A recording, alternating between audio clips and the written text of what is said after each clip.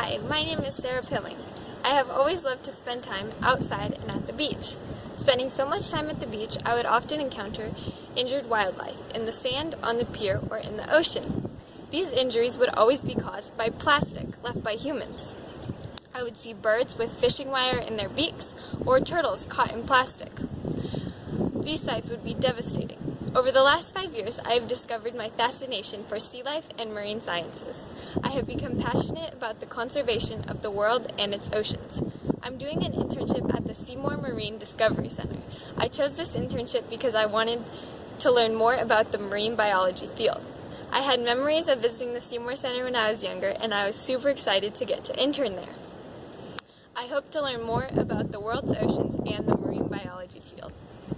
My favorite things to do at the Seymour Center is to teach the public about swell sharks. At the Seymour Center, there is an exhibit where visitors can touch a swell shark. What do you have over here in this exhibit? These are 2 fully grown female swell sharks. Wow. Can you guess why swell sharks are called swell sharks? No, why are they called swell sharks? It's because when they feel threatened, they can swallow a vast amount of water and they can swell up to twice their size.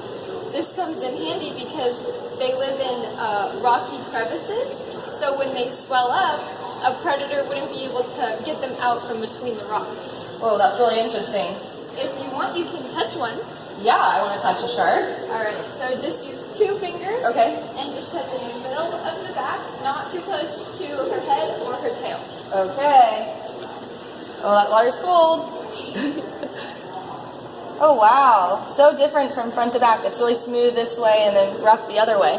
What you're feeling is called the shark's dermal denticles. The skin of a shark is covered in tiny tooth-like scales that are more closely related to teeth than scales. And here you can see how, under a microscopic image, different species of sharks have different shaped dermal denticles. Oh, yeah. And you can also see how the dermal denticles are made up the exact same way as teeth. Whoa, that's crazy. They have little teeth all over their back. Yeah. And I noticed these sharks are just resting on the bottom, but I thought sharks had to swim in order to breathe. Many sharks do have to swim to breathe. However, this species of sharks and other bottom-dwelling sharks have an organ called a spiracle, which is right behind their eye, which can pump water over their gills, and they don't have to swim to breathe. Whoa, so why are these sharks not swimming besides the spherical? These sharks are not swimming because they're asleep. So they're nocturnal, so they usually sleep during the day and they wake up during the night. Whoa, and in here throughout their exhibit there's tons of these green sac-like algae items. What are those? Those are called mermaid's purses.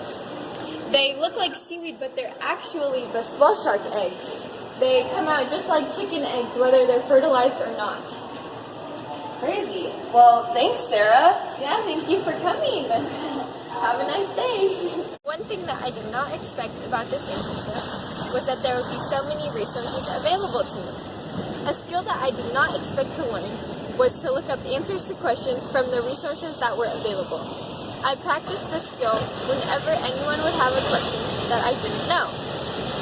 The goals that I had planned to complete by now were to learn more about the marine biology field, to learn how to engage people of all ages, and to practice my presentation skills. I have completed all of these goals, and I continue to practice these skills whenever I am at the Seymour Center. The skill that I have learned during my internship was to use tools. I use visuals to show visitors what dermal denticles look like under a microscope, and I use flashcards to look up answers to questions I didn't know. While the shark was laying an egg, I used this as a tool to teach people about the process of how sharks lay eggs. I used toys to show kids what different sea animals look like. Engaging kids was another important skill that I learned during my internship. If a child was too short to touch a shark, I would kneel on the floor to show them different parts of the shark up close. Then I would give them a toy shark that they could touch. This allows the kid to engage with the shark despite not being able to touch the shark. A third important skill that I practiced a lot during my internship was presenting to large groups of people. When school groups would visit the Seymour Center, there would usually be a long line waiting to touch the sharks. While someone would be showing visitors how to touch the sharks, I would teach the kids in line about the sharks that they were about to touch. I hope to learn more about oceanic organisms and how I can work with a group to teach visitors about marine sciences.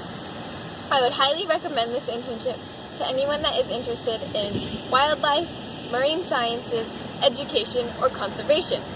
I would not recommend this internship to anyone that does not like animals or anyone that does not like to work with a lot of people.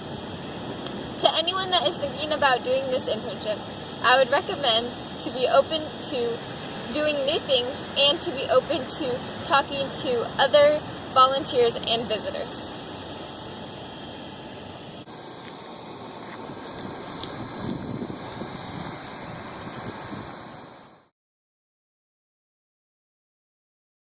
This skeleton comes from a blue whale that washed up on the beach.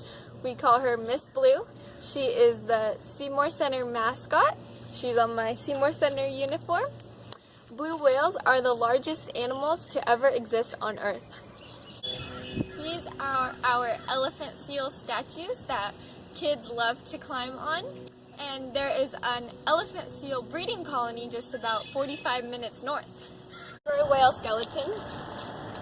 They can get up to 49 feet long, and during this internship I actually saw a lot of gray whales in the ocean because during this time of year they migrate north along the California coast after giving birth to their young in Baja California.